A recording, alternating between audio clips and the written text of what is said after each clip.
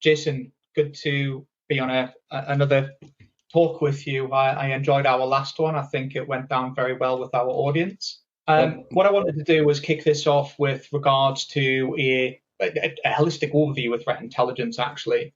Threat intelligence means a lot of different things to a lot of different people. We'll talk about where recorded futures are, their roadmap, their history.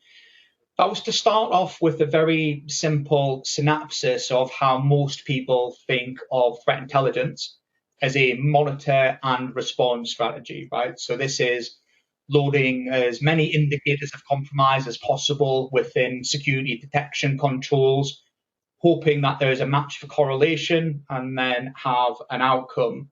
That's where threat intelligence really sort of came from in the broadest, simplest sense.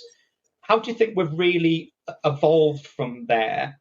And more importantly, what are the benefits of that evolution compared to just stuffing lots of IOCs into detection platforms? Good questions, Darren. Good to pose because, there's a lot to break down there, actually. Now, I joined Recorded Future 6 years ago, and for those first 3 years, I spent my time out on the road with clients and prospective clients, just observing what they were doing. And what was very prevalent 6 years ago was the almost exclusive use of TIPS, threat intelligence platforms, to do exactly what you said, is throw as many pieces of OSINT intelligence into a system and hope that you get a correlation, hope that you can do some enrichment, and hope, being the operative word here, hope that you actually can make some prioritized decisions out of that. And I think what was overwhelmingly the feedback from the clients that I used to talk to them was that strategy just was not working.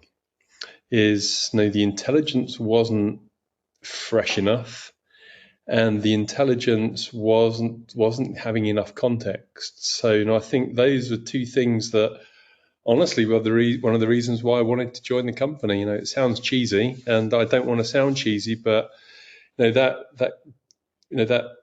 overlap of freshness and context enables organizations to make decisions on stuff that you might not even know about. And that it's the trust, I think, that's what it comes down to. Whether you're a SOC manager, whether you're an analyst, whether you're a vulnerability analyst, is how can I have context and trust that I'm going to make a good decision with the intelligence I've got at my fingertips. And we spend a lot of time as intelligence experts talking about the pyramid of pain, and we can talk about that an awful lot more. But the context of an IOC living on its own, independent of everything else, has to be challenged, and that every IOC could, in theory, and should be able to be connected to something higher up the food chain of intelligence pyramid. It's not always so easy, but that's where that building of trust and the actionability becomes really critical. So I think, to try and actually finish the point that you're asking me, because we could go on about this for a while, I'm sorry, is the realization that analysts don't have 3 hours, 4 hours to mull over decisions. The number of tickets, the challenge is how many tickets can I close in most teams? And you just can't have 50% of your tickets left unopened or left unresolved, because you're never going to get anything done. So you have to close tickets out, isn't it? We're supposed to be using intelligence to help with decision making, and having more cases, more tickets of varying degrees of fidelity, we call them, within the detection engineering space. But interestingly, if you take intelligence and use it in any other areas, in NATO, use something called the Admiralty scale, which is the credibility of intelligence from an A1 to 5, A to E1 to 5. So you can have an E5, which is the worst, but you could have an E1, which talks about where the sources of intelligence are, the corroboration of intelligence, and the fidelity of intelligence. In the UK, we have the National Decision-Making Framework. And what's interesting is a lot of open source data is where did it come from? What's the context? How do you know it's verifiable? What the age of what all of these things are? So one of the things we often get challenged at within Acora as part of our security operations is the quality of our threat intelligence. As part of an RFQ that we have for SOC as a service, people want to know where we derive our intelligence from, and it's great that we have a better together strategy with Recorded Features on this, because I don't have 1,000 threat intelligence experts who are breaking down IOCs back to campaigns, back to TTPs, back to talking to people on the deep web, and all of the things that the team do, which is the value that open source intelligence doesn't give you. Going to a GitHub and downloading somebody's list of open source intelligence doesn't really help you with regards to verifiability, fidelity, and all of them things. And it certainly doesn't help on that shift left of, I now have an IOC hit in my SIM. Is it real? How real is it? The pyramid appeared was interesting that you mentioned, right? Immutability of IOCs as well, right? So there's a mutability in a false negative or a false positive perspective as well, right? True negative versus false positive. It is true that this indicator was a problem a year ago, but from that ISP, that is no longer a piece of infrastructure that's now being used for C2. So therefore, I'm just investigating an ISP in a foreign country and thinking that it's all bad traffic, but it's actually not. So I'm wasting time. Versus the other way around of, you're putting too much trust into your IOCs, in which case you've actually missed something as well, false negative in that sense, because the immutability on the pyramid of pain, they're the domain names, the file hashes, and the IP addresses, which threat intelligence synapses is telling us are things that change and are unique per attack now. So same threat actor can attack 30 different companies, and they will use a different set of infrastructure, a different set of file hashes across each of them companies, which, this is one of the reasons why we're on next generation antivirus as well and EDR platforms, because signature-based detection doesn't really work. So again, it falls in line with our monitor and respond that we started this conversation off. So how has the roadmap in Recorded Features evolved from just stuffing IOCs into security controls like EDR and things like that? Because I'm very excited about the roadmap that Recorded Features have, and we make use of brand intelligence, supplier intelligence, and vulnerability management. But what does the market see as the next step in evolution from this monitoring respond? Yeah, there's been a few really quite interesting innovations that we've been building to really, I think, just evolve what threat intelligence looks like. And, for example, one of the big things that we've been working on for the past 2 years, Darren, is the collection of credentials and compromised cookies and auth tokens from InfoStealer malware, to the point that it's probably the easiest and most effective entry point into most organizations today from infected devices that either you don't have EDR on or your EDR hasn't detected.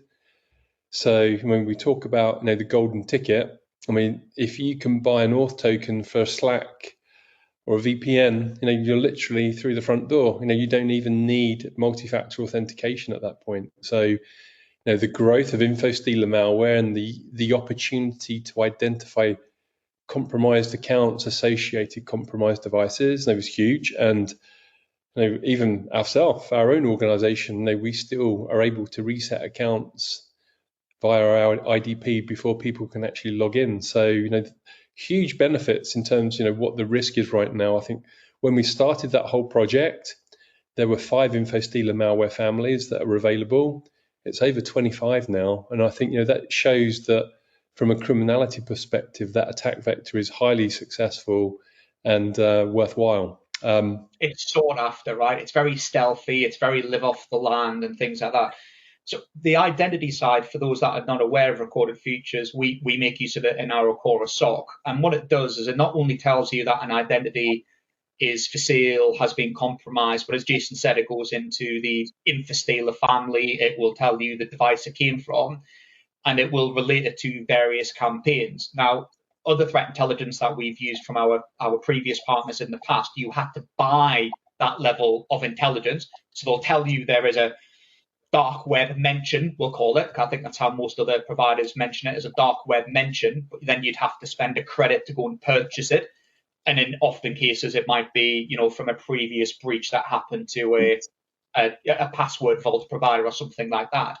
Whereas what Recorded Futures does is they actionable the intelligence around it, because I'm able to access the intelligence, and they give me an orchestration method where we can actually go and reset the identity out of band of any other orchestration automation platform, where we're actually able to reset the password, credentials, or invoke an MFA without having any other additional capabilities.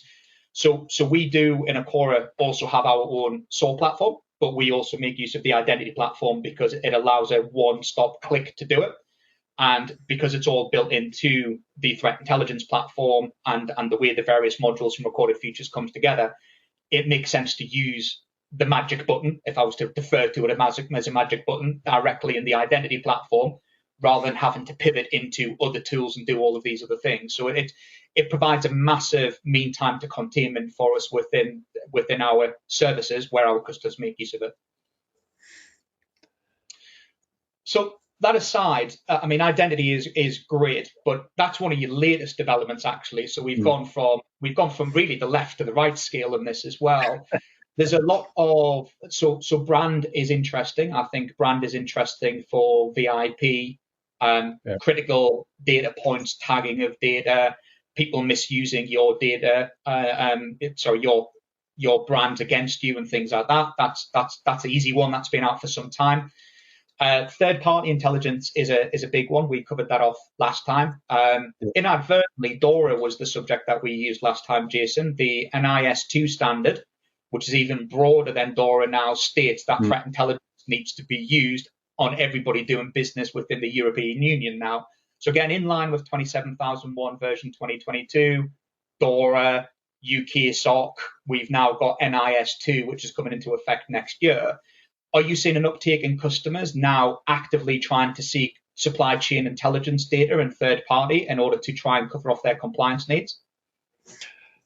Yes. I was just actually in a meeting with a financial services client in Germany last week, just talking about what we do and that shift of how do we currently do supply chain management, supply chain selection, supply chain mitigation versus where we probably need to get to. And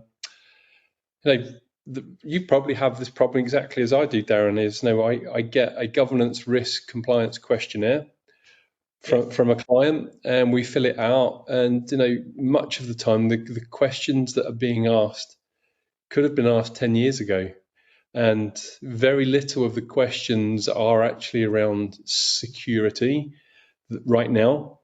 Do we use multi-factor authentication? Do we use antivirus? Do we do URL blocking? Do we use mobile device management? But none of that actually tells me what the risk to their organization or to our organization is today. And the speed at which Palo Alto had those 0 days being exploited 2 weeks ago, you're secure until you're not secure. And I think that's really where the whole supply chain selection, supply chain management really falls down. There's no specific point in time you can ever connect it to, and that's assuming you ever actually get accurate, valid answers, which is very difficult to challenge. I mean, how many vendors have you answered, and do you ever think that you've been challenged on any of the questions you provided answers to? Well, and the reason that the compliance has got that included, it depends on your assessor. Assessors ask questions in different ways, but the crux of it is, from the compliance perspective, is what are you doing outside of just attestation? Because that's what these questions are. They are self-answered attestations to actually verify that people are doing the things that they're doing. And interestingly, through intelligence, through vulnerability, through identity, and all the modules that come together, you're able to provide a scorecard on marking somebody's homework, right? So I've now filled in the questionnaire and I've attested that I'm good on things, but now I've got a scorecard that tells me, actually, that's not quite right. I've got this many vulnerabilities that you can see. I've got this many people using my brands inadvertently. I've got this many password credentials for sale on the internet, or access brokers, or mentions on the deep web. And I think that's the important part, is that's the evolution and the shift of what one of the assessors are asking in that area. I mean, we are seeing uptake on it in 2024. People have to do it because they have to go through their bridge 27001 in 2024 to get to version 2022 of ISO 27001. God, all these dates are convoluting. So that means in 2025, people have got to up their game and use intelligence. I think the other part that I often get asked by assessors as well is how we make use of threat intelligence is the horizon scan, right? Of how do we know we are collecting the right level of threats to inform risk. Risk management's been the important part of 27001 and other ISMSs in the frameworks, of how you're using intelligence to forecast where you are. And that becomes interesting when you look at the campaigns somebody might want to run against your business sector, the previous breaches, and therefore learning the TTPs. Do you want to talk us through how the TIP platform and the watch lists and various other aspects that I take for granted, because it's really good that my analysts and people show me all of these great things, but do you want to talk us through how that adds a lot of value, again, from the ability to almost scorecard where you are rather than just attest where you are?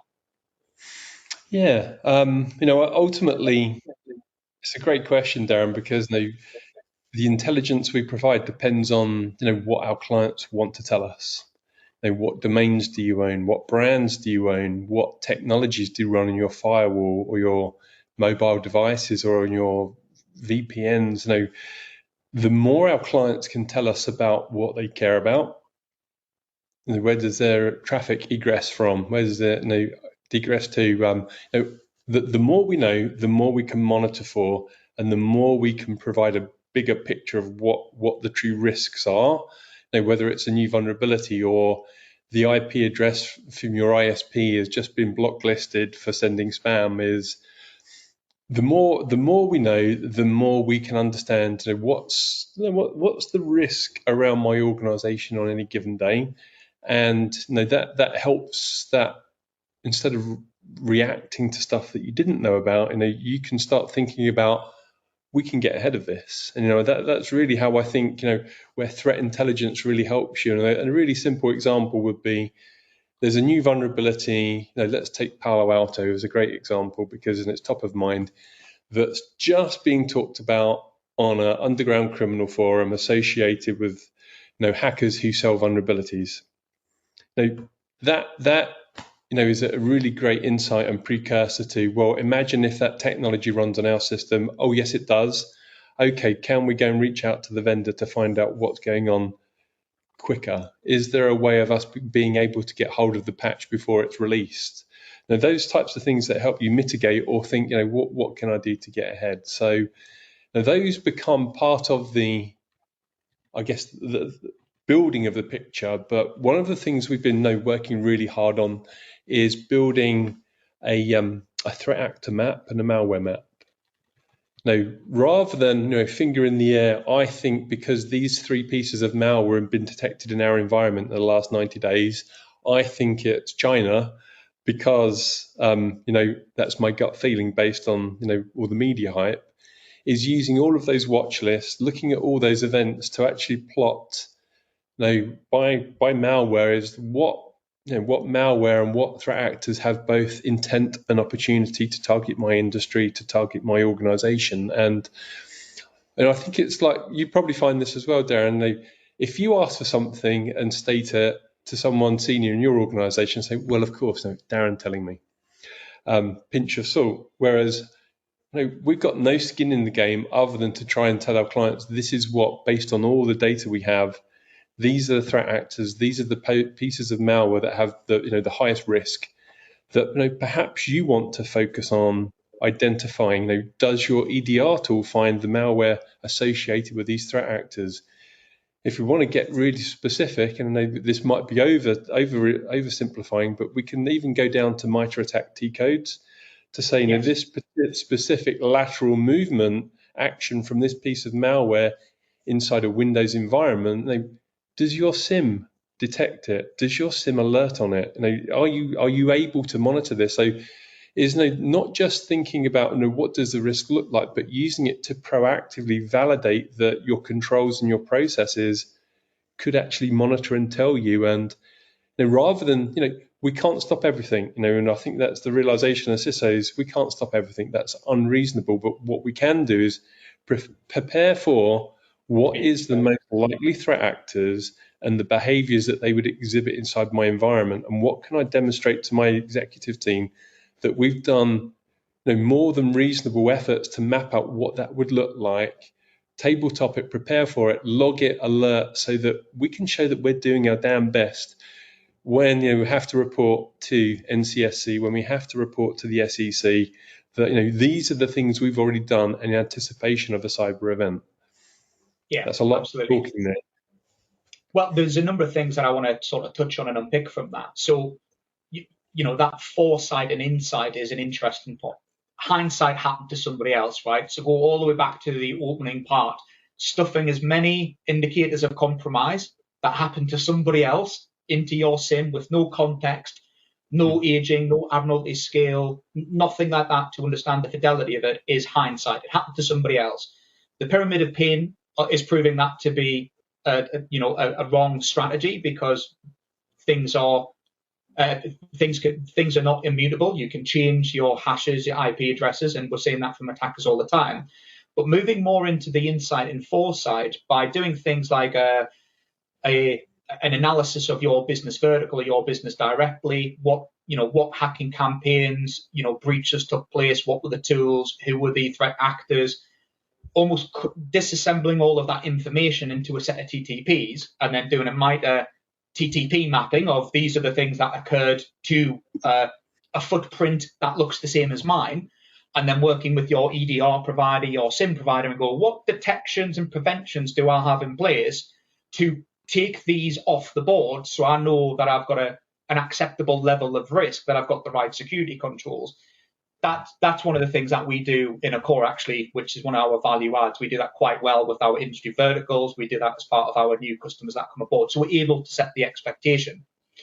We also actually, work with a lot of our EDR providers where we test them as well. So even though, MITRE labs have done their own independent attack simulations of multiple EDRs and AVs, that are in the marketplace right now, we're still finding that we can still challenge the EDR providers. And we've just gone through a massive campaign where we did a ransomware readiness rule set. Now, it was interesting, for those that don't know, Recorded Futures provide a set of Sigma rules alongside all of their intelligence as well, that you can build into your EDRs, you can build into your SIM. So not only are they providing you the APIs for all of your data and the TIP platform to read the context, but they're now providing the enablement of the types of rules and things that you should have. Now, what I'm really excited about, for anybody who doesn't know me, I've been working with SIM since 2004 when ArcSight first came out. I'm a really old hat when it comes to SIM platforms. And when I look at marketplace content that's available from some of the big names, Splunk, IBM, ArcSight, Elasticsearch, you name them, what people seem to be doing is writing rules with prefixed IOCs in them. So if I go to Microsoft Sentinel Marketplace right now and I look at the majority of the rules that people have deployed, about 150 people have on average, we've seen when we've gone and done our inspection and health check, almost 50% of their rules are hard-coded IOCs with IP addresses in them, right? So does that mean I need a new rule every time I need that? Well, no, you can't. And by the way, you can't have that many live correlating rules within SIM platforms. There is a limit. So Microsoft has a limit, ArcSight has a limit, Splunk has a limit, right? And if you take 2,000 IOCs and hard code a rule, you've kind of run out of rules that you can have. So you need to make your rules more TTP focused than you do IOC focused, and use an API with a TIP platform to correlate IP addresses and hash values. So that would be domain, 1 rule, IP address, 2 rules. The file hash, 3 rules, because all you're going to do is go, every time I see a file hash, go and check my API. Every time I see an IP address, go and check my API, which allows us to insert the data rather than having to hard code the data. So that's a good way of doing foresight. I think insight is quite interesting as well, right? Of taking the data and using it in a, not live within SIM platforms or live within EDR platforms as a real-time perspective, but doing a crown jewels analysis and a risk assessment with the type of data on campaigns is interesting as well. And in the boardroom, Jason, you cannot be sitting talking about MITRE TTPs and things, but what you can do is talk about how your risks translate and how threat intelligence informs risk. Do you want to talk about that a little bit on the types of things you help people with at your CISO level?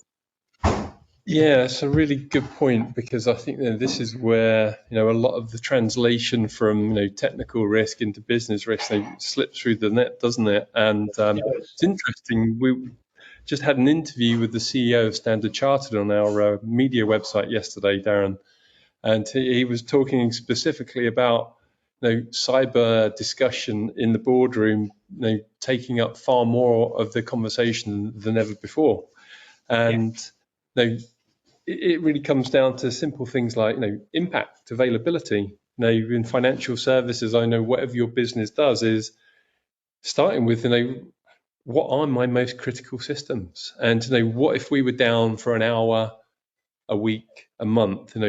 That's just how I generally start. Loss.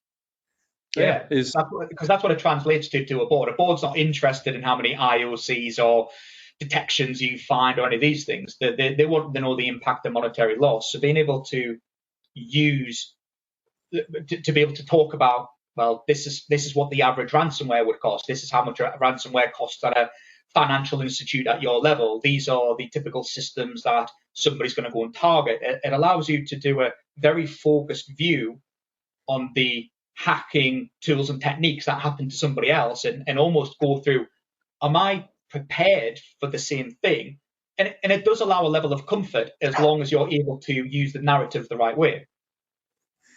I think that really comes down to simple things like brand impact, cost, cleanup costs. One of the things that I think shocks a lot of people. We were talking about the fallout of the Cloudflare breach with Okta at the end of last year, and honestly, I commend Cloudflare for what they did, because they just commissioned their new Brazilian data center, and they had to blow away that entire data center's hardware and start again.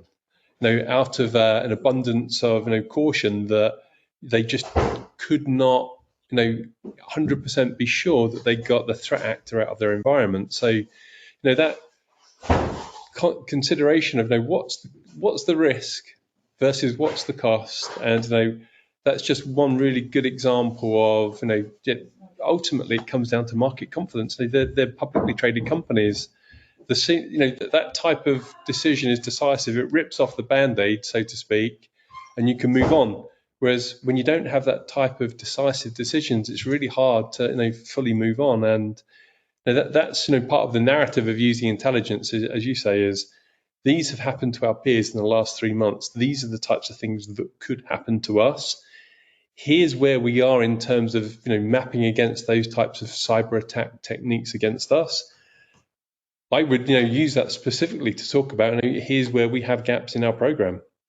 These are opportunities in our program that we can improve, and you can have the cheap, the good enough, or top grade, top of the market solution to mitigate those gaps. And that now becomes a business choice about what risks you're prepared and what ones you're not prepared to accept.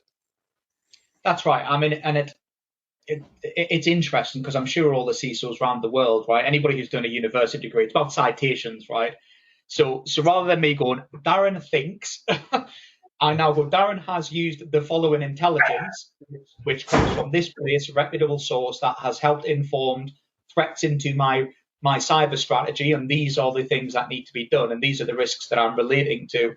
And I'm with you. I mean, it's unfortunate that cyber attacks happen and it causes disruption and things like that. But in order to minimize and be business resilient, Cloudflare is a huge operation. So the fact that they're going to be targeted, of course they are. They are, given what they do on their IDN networks and all of WAF and everything else that they do to support the backbone of the internet and their and the accessibility through their cloud into clear pipes and then back into customers' networks, they are a ripe target because they're a soft underbelly, right? You attack one provider, you're in to multiple customers in that regard. And for them to respond to it the way they did, I don't think there was any criticism that anybody should be placing on them. And what is really interesting from that perspective as well is they had a level of preparedness that they were able to talk to their board about, and therefore decisions were made faster because it was all foresight rather than in moment based incident response.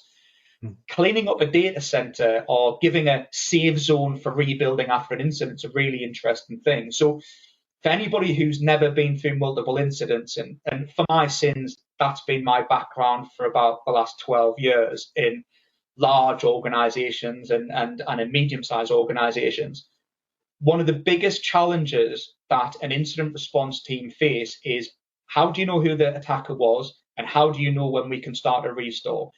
And in all honesty, without having the intelligence to say this is what we think happened, it was some noddy PowerShell script that was used as a ransomware as a service. It wasn't advanced malware. It wasn't advanced tertiary dial-up tools. They haven't got access to user accounts and these things. It was, a smash and grab technique where they've come in as fast as possible to go and cause as much impact as possible. We know what the indicators are. We're fairly sure that our AV, EDR, and controls that we've got, now that we've got some insight into it, can actually fix the problem. We're going to build a new safe zone and we're going to start rebuilding the network. Without that information, all that happens is between the boardroom and the operations team is it becomes an elongated period of time of what do you know to help inform the decision of whether I can start rebuilding the network.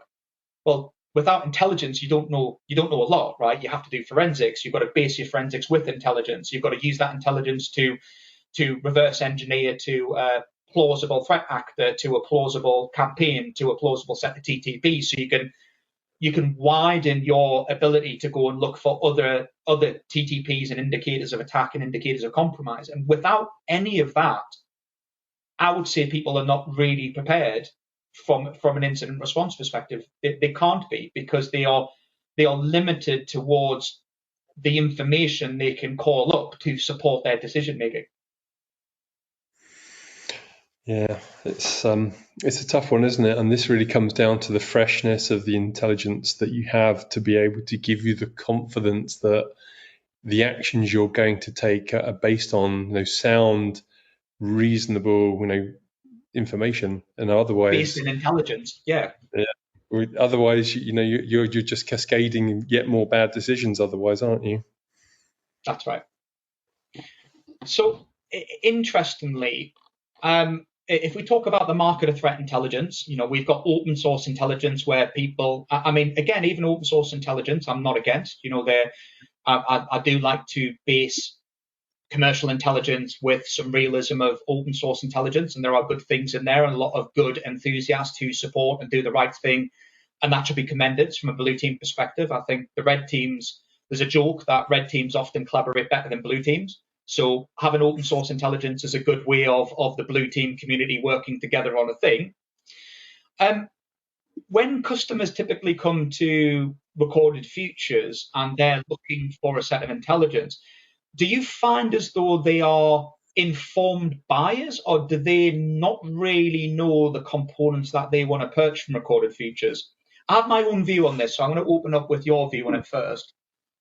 Ooh, I probably don't talk to enough clients at the start of their journey anymore, Darren, to make this based on anything recent. But in my first 3 years, now I did that an awful lot, and I would say outside of government agencies and outside of financial services, banking, most organizations didn't really know what they were looking for. They were looking for threat intelligence capabilities, and often it felt like we were suggesting, these are the 5 or 10 use cases you should prioritize on based on, what other clients in other industries do. So that for me was just either lack of maturity because they weren't forced to, or they were so targeted, they were so used to it that intelligence had been part of their day-to-day program for years previously. So, I think with ISO 27002 and all the other compliances,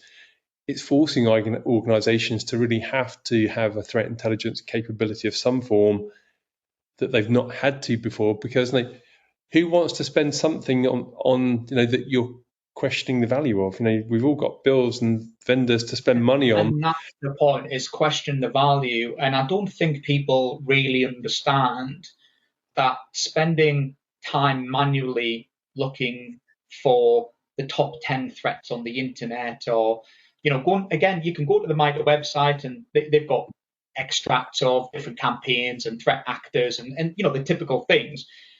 But all of that manual work has a cost in manual labor.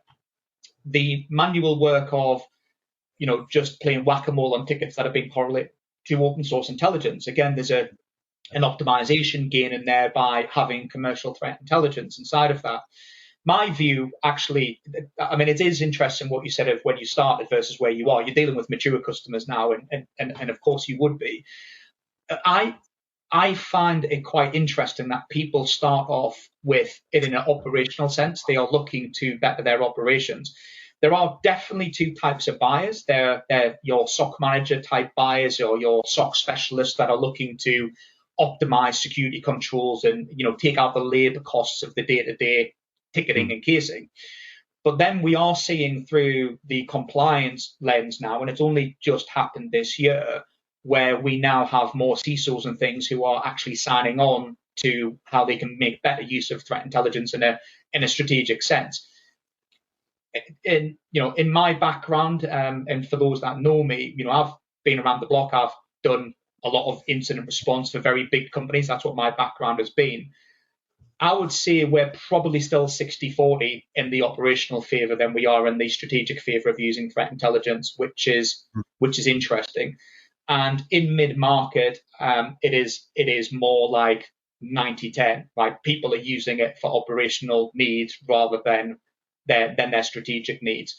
Compliance has a play in it, but they don't know how to build the business cases and get things to build the business case in order to get the funding to do what they're doing. You're right. We can only spend our money on a certain amount of things in our wallet share. Yeah. But the thing is, it's all about mean time to detection, mean time to triage, mean time to containment or case resolution, whether it's in an operational sense or even strategic sense. What we're trying to do is close the problem as fast as possible, be cyber resilient, close our risks off. And I think the broad spectrum needs to change from the metrics I've just given, 90-10 for mid-market and 60-40 almost in the enterprise play. What advice would you give to people for their typical use cases that they should be looking at to think a little bit differently? Yeah, that's a really good one, because I think that the difficulty we have, Darren, is threat intelligence can mean many things to many different people, and landing on some really common challenges that every organization struggles with is probably the easiest and safest way to demonstrate value, because just this week, we're the first country to ban default bad passwords. A lovely piece of legislation is looking for our employees' credentials for sale. Easy win. Easy to go and demonstrate that we've done these many account resets on the basis of threat actors or malware disclosing these credentials or data breaches. That's a really simple one. How many phishing sites or potential phishing sites that use our logo or use our brand name can we identify each month? That reduce risk from employees giving away credentials or, heaven forbid, being used as part of some supply chain attack or whatever else that happens from there. There's an interesting pro tip there as well. The adversary in the middle attacker infrastructure that everybody keeps using for M365, they're never branded. They're branded Microsoft, but they're never branded for your organization. And it's a very easy detection to OCR your own brand being used on a non-official Microsoft page. And it becomes a very easy thing under brand to detect and actually respond to from an operational cadence perspective. And I'm surprised more people don't pick up on it, if I'm honest. Yeah, I think this is why we do these types of calls and meetings, isn't it? Is to raise the awareness to know just what does a simple win look like that can actually manifest as quite significant risk. Now, when we talk about things that resonate with the executives who sign off, things that are close to home to them is we've done multiple reports where we know the CEO's mobile phone number, cell phone number can be found, or their address, and other details, or why are they talking about in a dark web forum. Those types of things, I think, make them realize that this isn't a business problem. This is as much an individual's problem as well. And that, if there's information about the CEO or CFO online, then what else is there out there about me that you could find? And, I think it's that, I saw this multiple times of the jaw drop of, wow, that? And it's like, yeah, we know an awful lot more, but there's no point. And I think this is the biggest challenge, Darren, is it's easy to go from 5 use cases to 50 use cases. But what you can't do is operationalize 50 use cases in a month effectively and demonstrate that you're getting good value. The old adage of less is more, I think in threat intelligence, is so important to focus on doing 5 use cases incredibly well that you've got really good data and metrics on, that gives the business the confidence that, wow, what's important, what you're looking for. Now you can create workflows that actually automate the resolution of it. Now that you've done that and shown us, let's do the next 5 and let's do the next 5. Whereas where I've seen it fall down is customers try and do 20 at a time and do 20 badly, and you never get the workflows, you never get good metrics. And that's why clients go, I'm not sure this is working for me. I don't think I'm getting good value. I think I'm going to go in a different direction, because you've tried to boil the ocean too quickly to really bring it to a short and sweet phrase. And that's a really good segue into our Acora managed services with threat intelligence. So as part of our Better Together strategy, Acora offer 24/7 managed threat intelligence, which is how we support people's SIM platform with the indicators and context, help them derive their detections, their protection and detection controls that they should have in their environment. We support with brand management. So as part of our brand management, it's about the meaningful data which we action on their behalf directly into their marketing team, who typically list a lot of websites without DMARC control. So it's so what? I don't need a DMARC control if I'm just using it as a mini micro site for marketing. You kind of do, because somebody else is impersonating your brand and can send spoof emails on your behalf. And actually, we're seeing a huge uptick within the supplier management space, where we not only monitor suppliers who matter to somebody's supply chain with regards to something like a non-petya, right? A piece of software you have within inside of your environment. Non-petya, for those that don't know, was an accountancy software out of Ukraine years ago that was attacked by Russians, allegedly. I get my intelligence feedback from the intelligence community, so I use the word allegedly because legally I don't know. But that can happen to anybody, right? People install software through the supply chain within their environment, and they need to be monitored in a real-time capacity. If there's a breach occurs to your supply chain, that means there's a potential breach or a malware avenue or a deployment avenue or a information stealing avenue of because these are orchestration tools as well that can be used in lots of different ways. We also look at vulnerabilities that we list in our supply chain as well. So, typical ones, Microsoft, Okta, all of ServiceNow, people that we would monitor in our supply chain, because as an MSSP and an organization, all organizations have the same problem. Who are your critical suppliers of systems that hold your data? So we not only look at people who are real-time connected in what we call our nucleus model, who is real-time connected into our customer's environment with regards to software deployed, with regards to site-to-site VPN, with regards to real-time access. We also look at it of offline processing for data residency, which can become a GDPR issue, right? Knowing that your supply chain's being breached and upholding your 72-hour commitment to be able to do it. And it's worse in different countries as well. As a worldwide CISO, and I'm a worldwide CISO as well, right?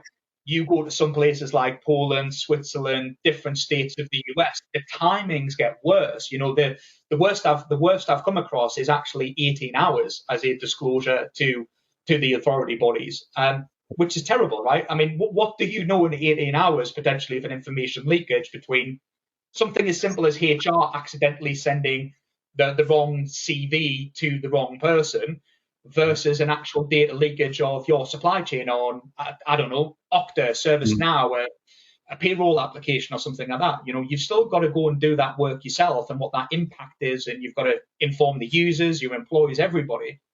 And again, intelligence, the threat intelligence and actually having these watch lists and the operationalization, as you say, is key to how fast you can actually do something and action the data meaningfully with an intent in the right way. So I think it's very sage advice of picking the things that matter most, that are going to de-risk or improve your operational capability in the business, rather than trying to consume multiple aspects of threat intelligence. And report features a module, isn't it? So you allow a module to actually help people's roadmap in that way, right? That's right. Yeah, we don't want clients to, I think, and what we learn is if you put everything in one giant bucket, it's really hard to find what you really want. So I think we learned, it must be 3 years ago, that we'll put different packages for different consumers of threat intelligence into basic different packages so that you buy what you need versus buying everything. So it's easier to articulate to the business, I need my vulnerability data, I need my SecOps data, I need my brand data, and there's always going to be some overlap. But I did want to come back to your story about supply chain and notification, because this is one of my pet hates, is relying on vendors, relying on suppliers, relying on organizations to notify you at the right time. I find, honestly, just doesn't work. And the reason for this, Darren, is it's legal and marketing privilege. Is legal and marketing decide what to communicate, how to communicate, and what to communicate. And whatever does get communicated is never ever clear in terms of what actions I should be taking. And that happened to us a couple of years ago, and the excuse we got from the supplier was, well, we're still waiting for the incident report to be completed before we can tell you. But my response was, but that happened 2 months ago, and we can see your backup database for sale on the dark web today. So we're not stupid. We know something's happened. What other than just disconnect our partnership completely? You're going to have to tell me more. And that's the beauty of OSINT, but it does cause some fractious relationships. But it's based on real world information rather than what legal and marketing want to tell us. And that's actually a really good way of ending it. So I've got one last thing before we will end the recording. Gartner defines threat intelligence as evidence-based knowledge, including context, mechanisms, indicators, implications, actionability, advice about an existing or an emerging menace or hazard to assets that can be used to inform decisions regarding actions to respond to that menace or hazard, attackers or threat actors. Is that still a really good description of what needs to be done? I would say it's a really quite long and exhaustive description. If I was to paraphrase that down to something that my old boss Stu Solomon phrased, threat intelligence distills down to decision advantage. I still love that phrase because decision advantage, that is a really good term. And I still use it. And he did that. He created that phrase 7 years ago on an interview. And if I talk to people about what intelligence means, it means that you're in a position to make a decision that you wouldn't otherwise be able to make, Darren. And I think that encapsulates everything that threat intelligence should be about. I agree. And actually, decision advantage is going to become part of my vocabulary now. So thank you very much. Jason, very good to speak to you again. Pleasure as always.